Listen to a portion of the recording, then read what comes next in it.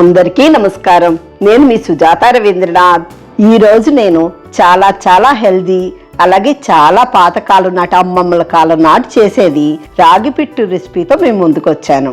Mature అయిన ఆడపిల్లలకి ఈ రెసిపీ పెడితే ఫ్యూచర్లో నడుము నొప్పులు రాకుండా ఉంటాయి. కేవలం అమ్మాయిలే కాదండి, అబ్బాయిలు కూడా ఈ రాగి పిట్టును తింటే బ్యాక్ పెయిన్స్ అవి రాకుండా ఉంటాయి. అలాగే పిల్లలు పెద్దలు అందరూ కూడా వారానికి ఒక్కసారైనా ఈ రాగి పిట్టుని తింటే చాలా స్ట్రెంగ్త్గా అవుతారు. ఈ రాగి పిట్టుని చేయడం చాలా ఈజీ. అంతా కుకింగ్ ప్రాసెస్ కలిపి ఒక 30 మినిట్స్ అలా అవుతుంది. అలాగే టేస్ట్ కూడా చాలా బాగుంటుంది. 1 కప్పు రాగి పిండి, 1/2 కప్పు బెల్లం, 1/2 చిప్ప కొబ్బరితో ఈ రెసిపీ స్టార్ట్ చేద్దాం. ముందుగా ఒక మిక్సీ జార్ తీసుకొని ఈ ఎండు కొబ్బరి ముక్కని చిన్న ముక్కలుగా కట్ చేసి వేసుకోండి. ఈ రాగి పిట్టులో పచ్చి కొబ్బరి కన్నా ఎండు కొబ్బరి వేస్తేనే చాలా టేస్ట్ బాగుంటుంది. 4 యాలకులు కూడా వేసుకొని బరక్గా మిక్సీ చేసుకోండి. ఇలా చేసుకున్న కొబ్బరి పొడిని ఒక పక్కన ఉంచుకోండి. ఇక్కడ నేను 1 కప్పు రాగి పిండిని ఒక బౌల్లో తీసుకుంటున్నాను. ఇందులో కొంచెం నీళ్ళు పోసుకుంటూ కలుపుకోవాలి. నేను మార్కెట్ నుండి తెచ్చుకున్న పిండినే వాడుతున్నాను.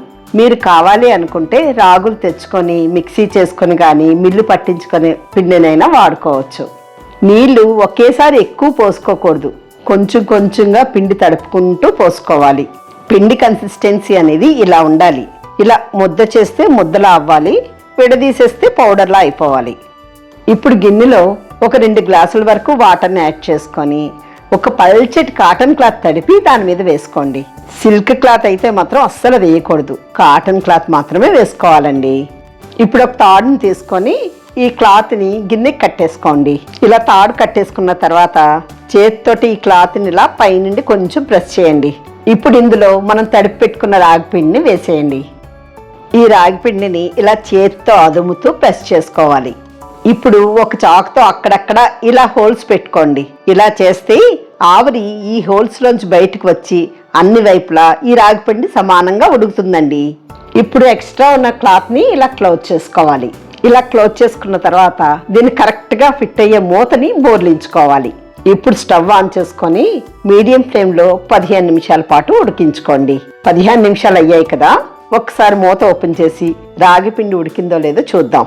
రాగి పిండి ఈ కలర్లోకి చేంజ్ అయ్యింది కదా, ఎక్కడైనా తెల్లగా ఉన్నదేమో అని చెక్ చేసుకోండి. అంతా పర్ఫెక్ట్గా ఉడికిపోయింది. ఇప్పుడు ఈ రాగి పిండిని ఒక బౌల్లోకి ట్రాన్స్ఫర్ చేసుకోండి. 1 కప్పు రాగి పిండికి ఒక 1/2 కప్పు తురిమిన బెల్లం వేస్తున్నాను. మీరు తీపి ఎక్కువ తినేవాళ్ళైతే ఇంకొంచెం బెల్లంని యాడ్ చేసుకోవచ్చు. ఈ రాగి పిండి వేడిగా ఉన్నప్పుడే బెల్లం వేసుకుంటే రాగి పిండిలో బెల్లం బాగా కలిసిపోతుంది. మిక్సీ చేసి పెట్టుకున్న కొబ్బరి పొడిని కూడా వేసేయండి. అంతా ఒకసారి గరిటెతో బాగా కలుపుకొని 1 స్పూన్ నెయ్యిని వేసుకోండి. నెయ్యి ఇంకా ఎక్కువ ఇష్టపడే వాళ్ళైతే ఇంకొంచెం నెయ్యి వేసుకున్నా సరే టేస్ట్ చాలా బాగుంటుందండి. ఇదంతా బాగా కలిసినట్లు బెల్లాన్ని నలుపుకుంటూ చేత్తో బాగా కలుపుకోండి. అప్పటి తరంలో డ్రై ఫ్రూట్స్ అవి వేసేవారు కాదు, కానీ డ్రై ఫ్రూట్స్ కూడా వేసుకుంటే చాలా బాగుంటుంది. ఇదైతే పూర్తిగా ఆప్షనల్. నేనైతే 6-7 బాదం పలుకులు, 6-7 జీడిపప్పు పలుకులు నేతిలో వేయించుకొని చిన్నగా కట్ చేసి వేసుకుంటున్నాను. ఎక్కడా బెల్లం ముక్కలుగా లేకుండా అంతా నలుపుకుంటూ బాగా కలుపుకోండి. అంతేనండి, మన రాగి పిట్టు రెడీ అయిపోయింది. దీన్ని ఇలాగే బౌల్లో వేసుకుని తినేయచ్చు, లేదంటే లడ్డూలాగా కూడా చేసుకోవచ్చు. మనం ఈ రాగి పిట్టుని ఆవిరి మీద ఉడికిస్తున్నాం కాబట్టి 1-2 రోజులు మాత్రం బయట పెట్టుకుంటే బాగుంటుంది. అదే ఎక్కువ రోజులు ఉంచుకోవాలంటే ఫ్రిడ్జ్లో పెట్టుకుంటే ఒక వారం 10 రోజుల వరకు నిల్వ ఉంటుంది.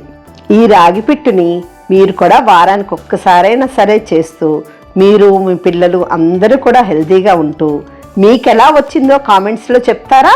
ఇలాంటి మంచి హెల్తీ రెసిపీస్ కోసం నా ఛానల్ సబ్స్క్రైబ్ చేసుకొని లైక్ చేసి మీ ఫ్రెండ్స్కి షేర్ చేయండి. Thank you for watching.